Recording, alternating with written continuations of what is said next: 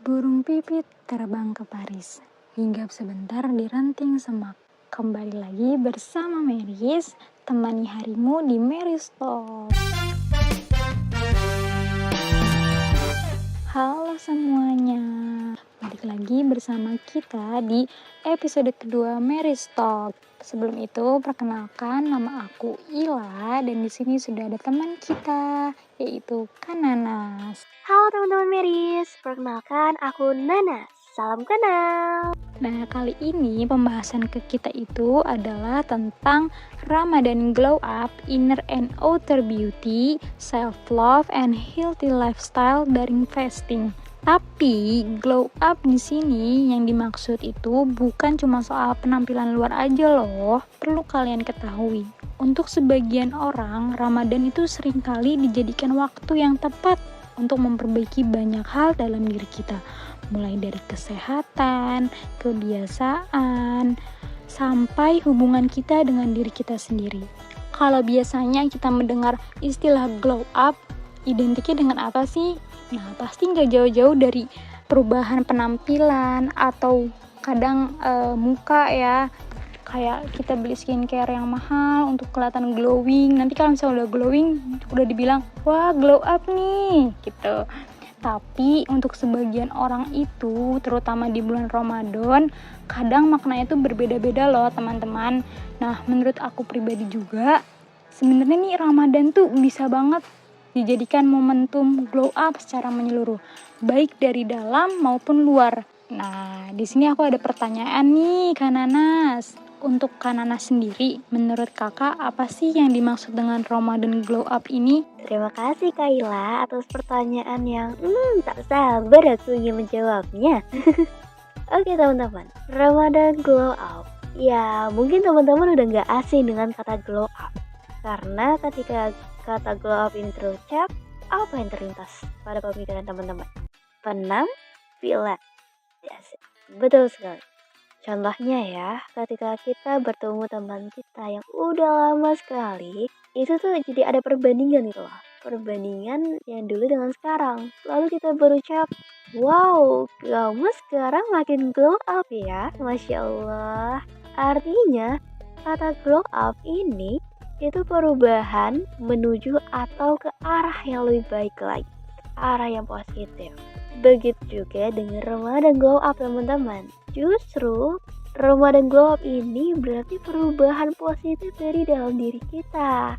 Karena selama Ramadan kita tuh dilatih untuk menahan banyak hal. Bukan cuma menahan lapar, haus, tapi juga emosi, ego, bahkan kebiasaan buruk yang mungkin sering kita lakukan tanpa sadar. Dan Kak Ila serta teman-teman sekalian, ada hal yang menarik loh. Ketika seseorang mulai lebih sadar terhadap dirinya sendiri, lalu dia mengevaluasi dan memperbaiki dirinya sendiri, sehingga dia itu jadi lebih sabar, lebih tenang, lebih lembut, itu tuh bakal terlihat dari luar gitu loh. Kayak orang yang melihat seseorang tersebut tuh, wah Masya Allah memiliki aura positif gitu. Perlu diketahui ya nih teman-teman, energi itu menular lah. Mau itu energi negatif, mau itu energi positif. Oleh sebab itu, maka dekatkanlah kita selalu ke energi yang positif. Aku setuju banget yang diucapin sama Kak Nanas. Jadi bener loh, glow up itu bukan tentang terlihat lebih baik dari luar aja, tapi juga tentang bagaimana kita berhasil bertumbuh dan menjadi versi diri kita yang lebih baik dari sebelumnya. Tentang bagaimana kita memperbaiki diri kita, belajar dari proses, dan pelan-pelan membangun kebiasaan baik yang membuat hati dan pikiran kita juga ikutan baik. Karena pada akhirnya ya teman-teman, glow up yang paling indah bukan cuma yang terlihat oleh mata, tapi juga yang terasa dari cara kita berpikir, bersikap, dan memperlakukan diri sendiri maupun orang lain. Nah, kalau dari pengalaman kakak Nana sendiri nih, apakah ada perubahan yang biasanya kakak rasakan selama Ramadan? Misalnya dalam hal-hal kebiasaan kakak, emosi, atau cara kakak tuh merawat diri kakak sendiri. Pasti ada perubahan yang aku rasakan selama Ramadan. tak lain dan bukan ialah menahan diri. Menahan diri dalam arti kesabaran ya teman-teman. Bayangin ya teman-teman, kita kan nggak tahu ya hari esok itu ada gebrakan apa gitu.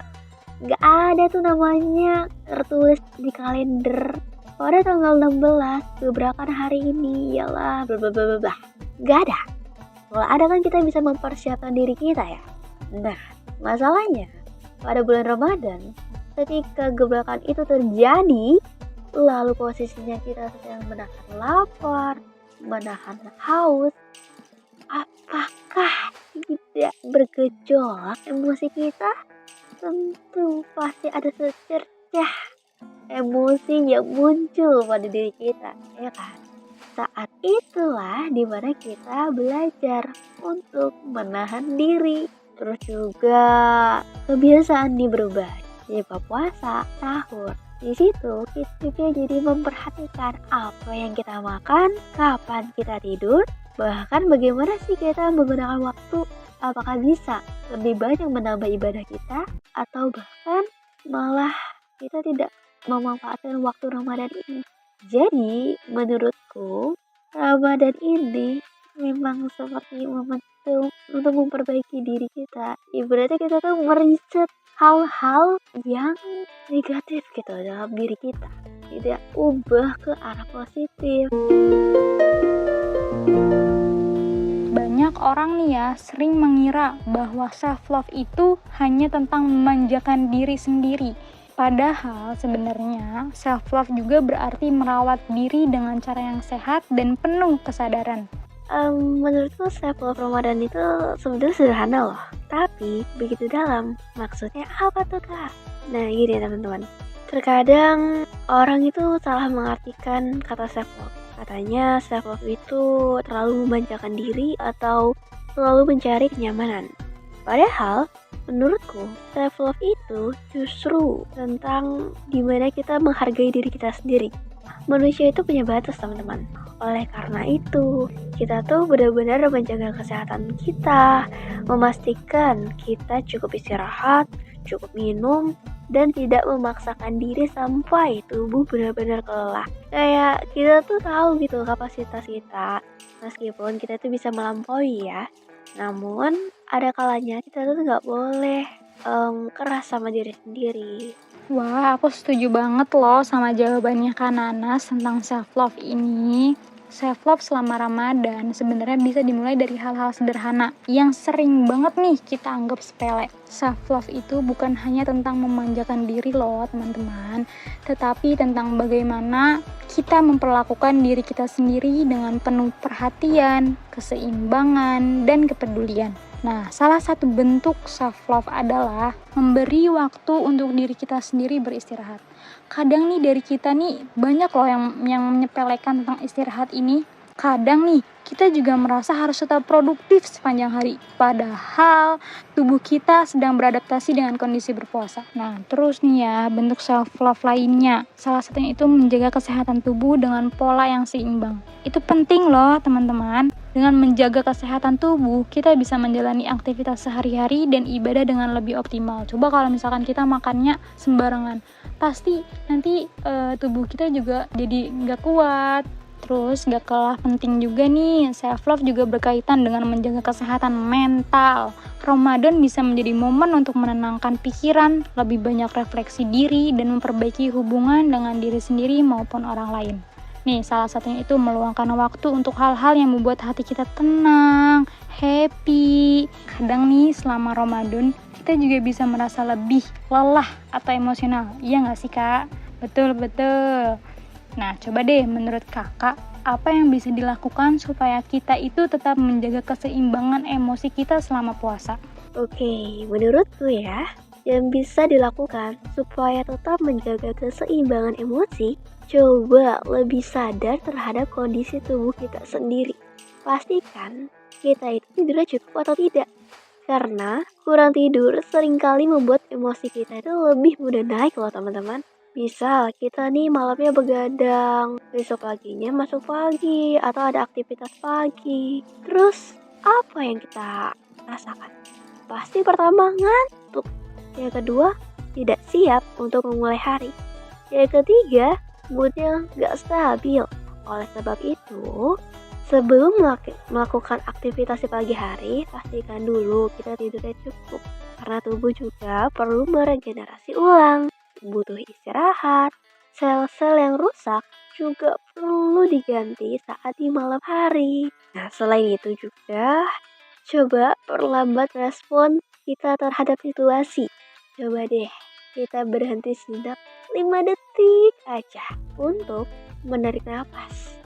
Karena kalau kondisi kita sedang marah, kondisi kita sedang capek, terus ada situasi yang tidak mengenakan, pastinya emosi kita akan lebih meledak. Nah, untuk menjaga keseimbangan emosi, tarik nafas dulu aja. Tarik nafas, buang. Tarik nafas, buang. Baru kita respon. Sekarang kita masuk nih ke bagian yang juga sangat penting, yaitu menjaga pola hidup sehat selama bulan puasa.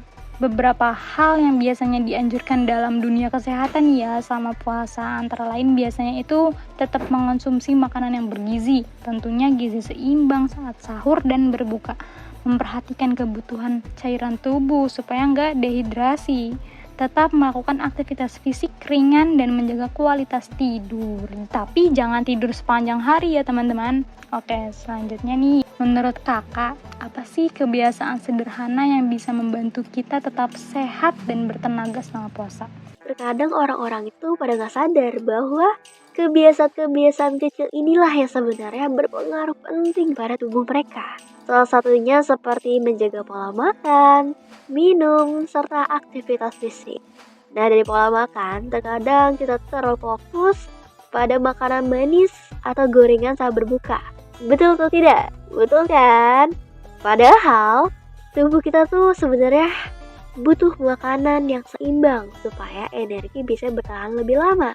Tapi ini bukan berarti nggak boleh ya makan makanan manis. Gak apa-apa, tapi jangan sering-sering. Harus diimbangi dengan makanan yang proteinnya banyak, karbohidrat, serta lain-lain. Selanjutnya dengan menjaga pola minum atau menjaga hidrasi tubuh kita. Karena kan kita udah berpuasa ya, udah menahan haus, udah menahan makan seharian full serta diimbangi dengan aktivitas, dan itu tuh mengurangi kebutuhan cairan kita. Maka dari itu kita juga harus memenuhi kebutuhan cairan dengan 8 gelas per hari. Lalu gimana sih caranya? Nah, caranya teman-teman untuk memenuhi 8 gelas per hari air putih itu tuh yang pertama, kalian bisa minum 1 gelas saat berbuka puasa, 1 gelas setelah sholat maghrib, 1 gelas setelah makan, 1 gelas setelah sholat isya, setelah sholat tarawih, 1 gelas sebelum tidur. Nah, itu ber-6 tuh. 2 lagi kapan? 2 lagi dilakukan atau diminum saat ketika bangun sahur dan setelah makan sahur. Serta jangan lupa, aktivitas fisik tidak usah atau tidak harus olahraga berat kok. Ini hanya kayak berjalan santai atau peregangan juga bisa membantu tubuh kita tetap terasa segar. Duh, beneran deh. Ini harus banget, kudu banget diikutin tipsnya. Boleh nih teman-teman Meris didengarkan nih tips-tipsnya Kak Nanas. Wah, tak terasa loh ya. Kita udah berada di penutup ini. Dari obrolan kita hari ini, kita bisa banget belajar bahwa Ramadan Glow Up itu sebenarnya bukan hanya tentang perubahan fisik, tetapi juga tentang perubahan dari dalam diri kita. Ramadan itu tadi memberi kita kesempatan untuk memperbaiki kebiasaan kita, merawat diri dengan lebih baik, dan menjaga keseimbangan antara kesehatan fisik, mental, dan spiritual. Semoga obrolan di episode Meris Talk kali ini bisa menjadi pengingat bahwa glow up yang paling bermakna adalah ketika kita menjadi versi diri kita yang lebih sehat, lebih baik, lebih tenang, dan lebih hangat dari yang sebelumnya. Terima kasih banyak loh untuk Kak Nanas yang udah mau berbagi cerita, pengalaman, tips bersama Meris Talk ini. Terima kasih Kak Yela dan teman-teman Meris B semua. Wah, aku merasa sangat senang sekali bisa berada di sini bersama kalian, dan aku berharap cerita atau pengalamanku bisa membawa insight baru atau bisa bermanfaat untuk kalian semua ya. Amin amin ya rabbal alamin. Dan tentunya terima kasih juga dengan teman-teman Meris yang sudah mendengarkan sampai akhir. Semoga Ramadan kalian penuh dengan kebaikan dan ketenangan. Pergi ke taman memetik melati, asik. Melati putih harum baunya. Tak terasa kita sudah di sini. Sampai jumpa di cerita berikutnya. Ada satu lagi nih. Jalan-jalan ke kota Depok, jangan lupa membeli batik.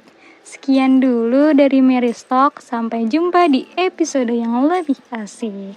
Dadah teman-teman.